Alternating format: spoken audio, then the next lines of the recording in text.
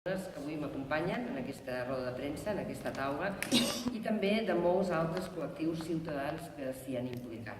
Perquè si quan fem valoració quelcom podrem analitzar, ha sigut una de les millors experiències que hem pogut viure com a ciutat durant tot aquest any, ha sigut no només la gran activitat cultural que té la nostra ciutat, sinó el nivell d'implicació de les persones i dels col·lectius. Per tant, en una cloenda com aquesta no podia ser d'altra manera que hi hagués molts i moltes persones implicades.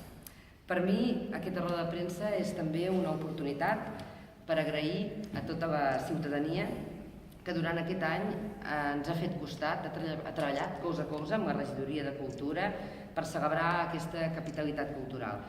Com ara dèiem aquí, al Teatre Fortuny tindrà lloc divendres a les 7 de la tarda, a les 9, perdó, a les 9 de la tarda, del vespre, un muntatge que hem dividit en dues parts.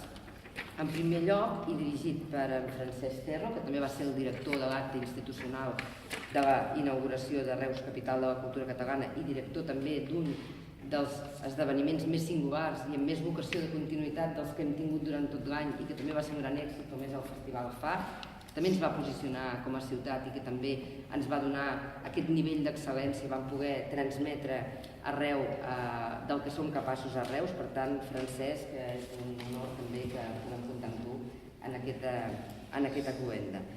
En aquest acte més institucional, tindrem, perquè també podrem veure un recull del que hem viscut durant tot aquest 2017 i que el més probable és que en aquestes alçades no siguem encara ningú de nosaltres conscient del que ha succeït a la nostra ciutat durant aquest any. Ens hi trobem sovint quan parlem amb persones o amb mitjans de fora que ens en parlen i jo crec que encara no hem sigut capaços de pair tot el que ha estat succeint durant l'any 2017. Per tant, tindrem també l'oportunitat de, a través d'imatges, a través de diferents manifestacions, poder fer aquest resum i poder veure una petita síntesi del que ha sigut enguany.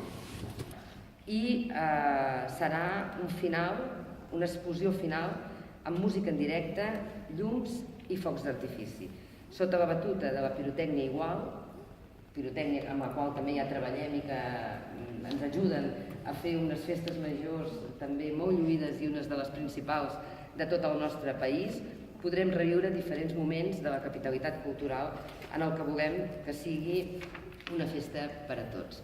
Jo no m'allargo més, tinc la sort que avui m'acompanyen els responsables de tot això que viurem, per tant, els aniré passant la paraula a ells, que cada un ens puguin explicar el que puguin, però que ens pugui fer una idea del que viurem aquest cap de setmana aquí a la nostra ciutat. Per tant, cada cloenda pren més rellevància que mai, atès els temps complexos que estem visquent, en tant a país i en tant com a cultura.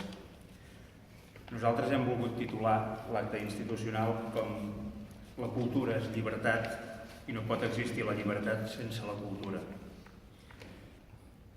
Volem demostrar que la cultura és el fonament sobre el que s'assenta tota una història d'un país, que és essencial. Per posar en valor aquesta cultura, hem escollit en aquest cas el que es considera que és el millor actor català de la seva generació en aquest moment, que és un luxe tenir-lo entre nosaltres, que és en Joan Carreras. Joan Carreras serà el conductor de tot aquest acte institucional. A la vegada que el conduirà, que el presentarà, també ens regalarà 3 càpsules, 3 moments d'actuació en el qual es farà un viatge poètic per tots aquest any d'esdeveniments que hi ha hagut a Reus, capital de la cultura catalana, amb aquests esdeveniments cabdals, com la trobada de gegants, com el Festival de les Arts Escèniques de Reus que parlàvem abans, el concurs de castells, el simposi Ramon Llull, etc. Tampoc no em voldria ara allargar massa perquè penso que és necessari que el Jordi expliqui també la seva part. En nom del Joan, que avui no excusar-lo que no ha pogut venir, i en nom meu personal, que ens hagueu escollit per poder conduir aquest acte perquè, torno a repetir, en un moment tan complex com ara, poder fer un al·legat en favor de la cultura i poder fer un al·legat en favor del progrés i la saviesa que significa i l'obligació que tenim de mantenir-la, de curar-la i de millorar-la, és d'agrair molt moltíssim. Primer,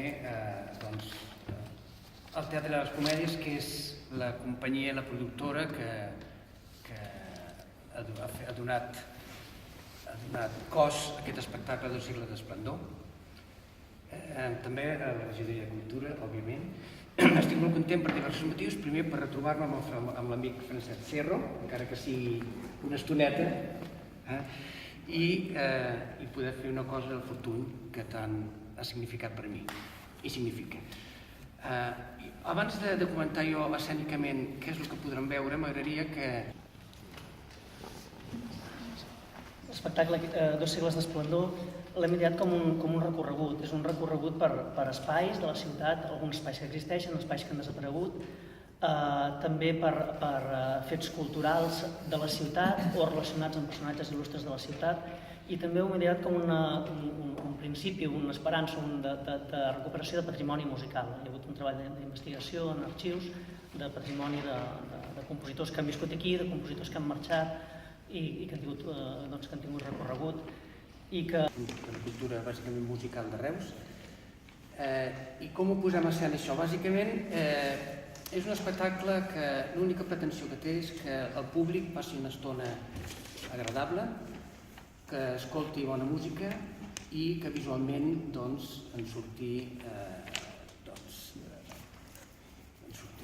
una cosa contenta, satisfeta, que la posada en escena són 13 escenes, identificar una miqueta el que passa en el context històric i empatitzant el personatge que es dona per presentar en aquell moment. És un espectacle visual i sonor. He tingut l'honor de fer l'últim acte d'aquesta capitalitat cultural. Llavors, des que se'ns va demanar aquest espectacle, el que vam voler fer va ser, per una banda, ja se'ns va demanar que el lloc idoni era la plaça del Mercadal, i llavors era integrar-lo dintre de la ciutat i, a més, fer un repàs de tot el que ha anat passant durant aquesta capitalitat cultural.